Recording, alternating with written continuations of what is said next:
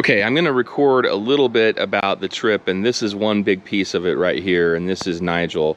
Nigel is my Bonneville T120 Black. Yes, I name my vehicles. This is Nigel. That is Larry. Before Larry, the F-150, I had a Dodge Challenger. Yes, I know, kind of cliche, a Challenger, an F-150, but that was Bob, the Challenger. The F-150 is used to tow a lot of things back and forth for the family, including Nigel and Ural and a couple other bikes. So he gets used for more than just scaring people on the road. In fact, I try to use him to block for motorcyclists on the road when I can. So this is Nigel, 2018 Bonneville T120 Black. I bought him new. I think I had about 20 miles on the bike at the time. Right now I've got about 15,000 miles on the bike, and mix of commuting. My commute is probably about 15 miles each way, but here in Silicon Valley that's 45 minutes each way. Because of how slow it is, I can split lanes, and so it's a little faster than that. So it's a mix of commute and weekend riding up in the Santa Cruz Mountains along Skyline, and then a few longer trips across to the Sierras and up and down the Sierras. That's most of the miles. 3,000 of the miles come from riding a trip this summer in August. I went to Boulder, Colorado with my son. He was on a Scrambler, a 900 Scrambler, and the Street Scrambler, and I was on this. So not exactly your long haul adventure bikes, but we loaded them up and we were fine, and we did about 3,000 miles over to Boulder, down to the lower part of Colorado, across the base of Utah, and then back across Nevada and into California. So let me talk about the modifications that I've made to the bike so far. Got a few more before the trip next weekend. The first one that I made, I think, across the board, was to change the lighting. So I put some LED light in the front. It's not a customized LED, but it is a bulb that comes from a car bulb. It actually works in the Triumph, and it works really well. Next was a Dart windscreen.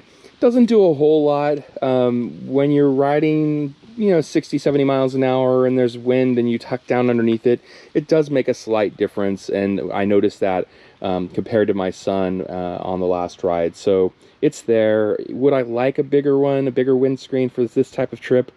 Yes, and maybe I'll get one, but I was in the middle of doing a lot of things for this trip, and so this one went by the wayside. What you can't see here is the forks have different springs. The stock springs are not progressive, and I felt they were a little rough, and so watched a few videos on YouTube, found somebody who had done a change out and put in some tech progressive springs. They work beautifully. They're great. I love them. The next thing I did was some engine bars. I have not laid the bike down. I hope I never do, but it's bound to happen. That's what happens when you ride, is that eventually you could go down. So I've got some engine bars there to hopefully help if that ever happens, to protect a little bit of the bike. Next I put took the shocks off the back, the stock shocks, and I put in some tech gas canister adjustable dampening. They're great. I have loads set right now so that I can have 100 pounds, 150 pounds or so of gear on the back. So it's really bouncy when I'm riding by myself, but it's set just right for the trip. What else? I think that's it in terms of customization so far. Right before this trip, what I've done is I have done all the service on the bike. So I changed the oil, the filter, changed out the coolant. It's been about 2 years, so I changed out the coolant. I bled the brakes, put new brake fluid, and I put new brake pads and cleaned the calipers and everything. So you'll notice, like, they look like, pretty pristine down there. The pads are pretty brand new. I also got some new tires and just had them mounted, but I put the wheels and everything on myself. When I get back, I plan on actually changing out the wheels on this and putting some tubeless rims so that I can go tubeless. Reason for that is I got a little scare on the last trip getting a flat around a corner. If you haven't had that happen to you, a tube actually goes pretty quick. It felt like a blowout in a lot of ways. Luckily it was my rear.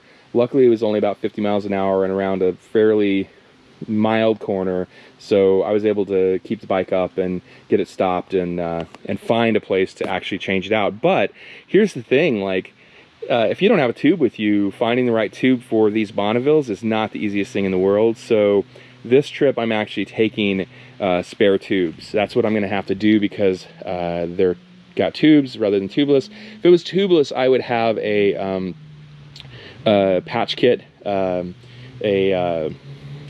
auger and the sticky, I forget what the name of it is, to use to plug a hole. A plug, there you go, a plug. I would use a plug, and that would be a little lighter weight than carrying 2 extra tubes. I also, this time around, I'm carrying every possible tool that I would need to take these wheels off, pop the tires off, and change the tube if I had to by myself by the side of the road. I am hoping to God that I do not have to do that. That is not going to be something that would be fun. My son and I actually, when this happened, we did take the rear wheel off, we did take the tire off, we did take the tube out. Getting a new tube into one of these tires and then getting it back on the rim is not the funnest thing in the world. So I'm taking them. I'm hoping I won't have to use them, and hopefully my next long trip will be with a set of tubeless tires on.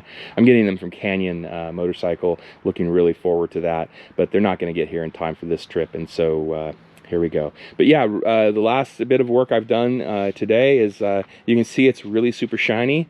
I've just cleaned the chain again after another couple hundred miles.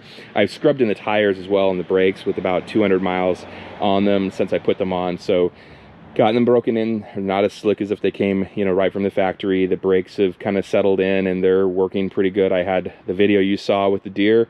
They work just fine. But I put on an all-weather lube. I don't think you can actually see it on the chain from here, but it's kind of a pink tone.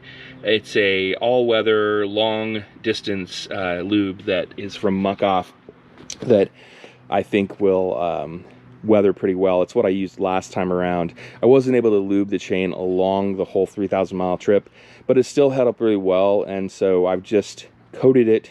And the last things that I'm going to be doing this upcoming week before we go are, it's getting a sissy bar from Dan Kai. I'm hoping to get that tomorrow, and I'll get it installed and I'll show the bike with that as well as the loadout. And I'm getting a seat cushion, Air Hawk, that it's not exactly meant for the Bonneville or this type of bike, but it should fit okay. And then what else? Oh, I'm getting some front pegs, some pegs to stick here on these engine bars. Now, it may be a little weird, and it may actually not be very ergonomically good for me to have the pegs in there. I'm going to try it, because last time around, when you go, 400 miles in a day, shifting your weight, shifting your position, moving your feet on the pegs, being able to put them somewhere else is a good thing. And so I am going to try them. If they work, great. If not, then they weren't super expensive, but I figured I would give them a try. So there you go. This is the steed that will take me there on the trip. And if you're interested, if you have any questions, please feel free to ask in the comments, and I'll try to get back to you with answers.